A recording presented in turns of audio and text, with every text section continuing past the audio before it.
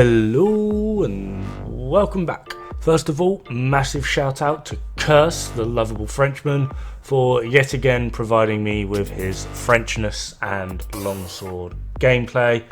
He is currently in the motion of learning longsword in Iceborne.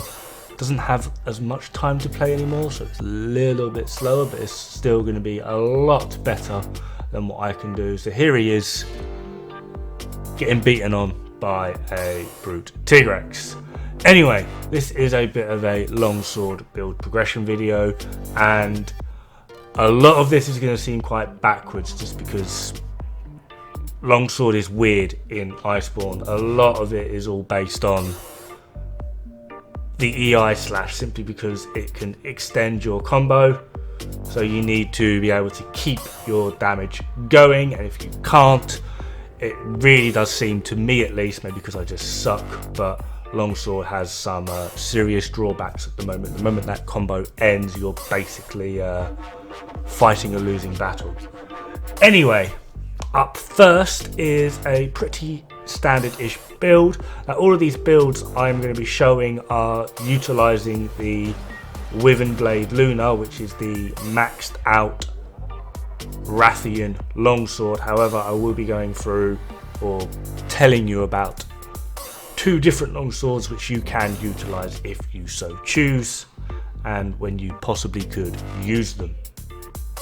So as you start Iceborne, this is the first build that I would suggest. Using the Wyvern Blade, as you start Master Rank, just farm a Master Rank Rathian and just upgrade it one more time, and that essentially becomes pretty much one of the best longswords to go into Iceborne with. Still using the Kaiser Gamma 3-piece, the helmet, the gloves and the boots, but we're using the Master Rank Bayo simply because of defense, and Stamina Surge is nice because these monsters hit hard, so you're going to want to run away a lot. And Baroth, nice easy monster, comes with Agitator 2. Decorations are attack, Tenderizer critical, Challenger dual 4 if you have it, if not to go with a normal Challenger, critical, attack, attack and attack, utilising an Exploiter charm for the moment. Now up next, still utilising Wyvern Blade, we are still using the Kaiser Crown Gamma just because that slot efficiency with Critical Eye 2 is just too hard to give up at this point.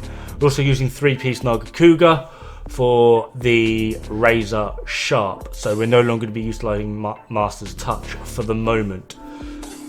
And still the Baroth Waste. Decorations are Expert, Tenderizer Dual 2, Critical Dual 2, Expert Dual 4, you get one of these for free, Critical Dual 2, Critical Dual 2 and Expert, still utilising that Master's Charm.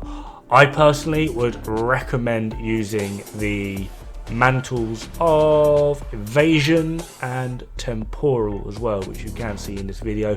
It just helps you dodge, hence why we've also got Evade window 3, and Temporal, obviously the Streamer Mantle, as I've heard it be called. Now we're back into using Master's Touch. Hooray! This is going to be about Master Rank 19, which is when you're able to actively farm Teostra. So we're going to use the Fulgor Anjanath helmet, Teo Beta chest, Teo Beta gloves, Baroth waist. Still, that Agitator 2 is just too good to give up until we can upgrade our Challenger charm, and Teostra Beta boots. But we are going to utilise our Challenger charm, so I'm aware it says that Challenger is overstacked at this point, but I don't think you can upgrade it to the max level at this point. So with these two, it should just put it at level 5. Decorations, Expert, Expert Dual 4, Critical, Critical, Expert Dual 1, Expert Dual 1, Critical, Tenderizer, Expert, Expert. Now you might notice that this build and the previous build, damage-wise, are slightly lower than the first build. However, that defense is going to be key because at this point you will notice that monsters hit frigging hard. So it's trying to find a good balance between defense and damage. Now, once you've done a little bit more farming and you can maximize your utility, I do recommend sort of going with this build or the next one, depending on how you want to go. Fulgor Anjanath Beta helmet, Acidic Glavenus Beta chest, Teo Beta, Teo Beta, Teo Beta. Challenger Charm 4 will be required at this point, so hopefully you've kind of completed the storyline, and if needed, the end storyline boss Shara Ishvalda has a wonderful longsword Radiant Flow. Might be worthwhile swapping to that just in case at this point. However, if you can upgrade to the Pink Rathian version of the Wyvern Blade, you should be just fine. Now this is sort of like the build that I was practicing longsword in the Guiding Lands with, to try and sort of really get used to it, and it is a bit of a side grade, although offering a decent chunk more damage as well as a tiny bit more defense, but you know, diminishing returns is horrible. Hopefully at this point you would have done the Guiding Lands, hence the use of Iangaruga boots. Those things are busted. Teo Helm, Kushala Beta Chest, 2 points of handicraft, very nice.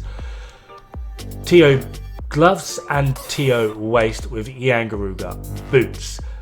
Hopefully at this point as well you can get an augment, so we're going to try and put a health augment on there just for that little bit more sustain. Expert Deco in the weapon, Expert Jewel 4 in the helmet, Flawless Medicine in the chest with a tenderizer, Flawless Medicine and Critical Jewel 2 in the gloves, Flawless Medicine, tenderizer and attack in the waist, and then Attack Jewel 4 if you have it, if not swap it for attack with something, and 2 more critical. Slightly more damage like I said, as well as the health augment with Flawless should definitely 100% help you out.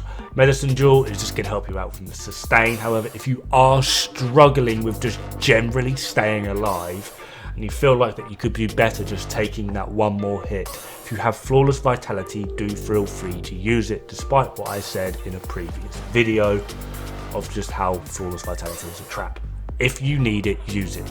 But a skilled longsword player would have greater success with Flawless Medicine just because of the higher health return. And finally, moving into the endgame build, which I believe the Lovely Man Curse is running in this video.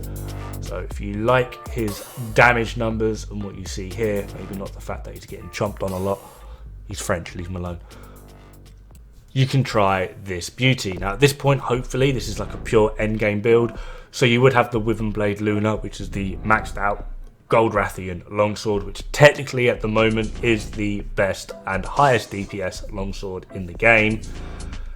The health augment is pretty much a must have because you are running Flawless, as well as helps you sustain.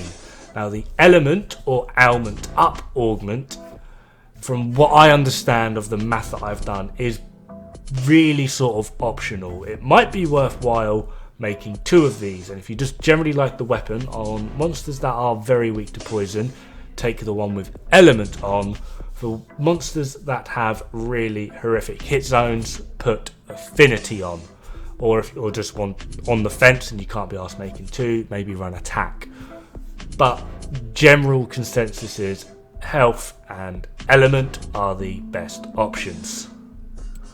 As for the build itself, Expert Deco up top in the weapon, Teo Beta Plus with Flawless Medicine or Flawless Vitality, Brute T-Rex Beta Chest with Flawless Medicine, same again, and an Expert Jewel 1, Teo Beta Gloves with another Flawless Medicine and a Critical Jewel, Teo Beta Waist with an Attack Jewel 4 or something with attack. Gobbler is a good one for those handy potions on the fly. I quite like Drain as it helps just keep the monster a bit still a lot. And well, the choice is really yours, to be honest, if you don't have it. Tenderizer Jewel 2 and an attack deco as well. And then in the waist, an attack deco again. Now this does put us at attack boost 7, which is kind of unneeded. So if you don't quite have it and you want something else, feel free to go with that. However, you would need to keep one of those 2 level 4 attack decos with an attack on them, otherwise you drop below the level 4 attack boost. And then finally 2 critical jewel 2s to finish off the boots. We're also running a Challenger Charm level 4. And that just about wraps up this progression build video. Massive thanks again to the wonderful Frenchman Curse for providing a lot of the information as well as the video. And I hope to see you all again pretty darn soon. Good luck, have fun, and don't die. It's bad for the health.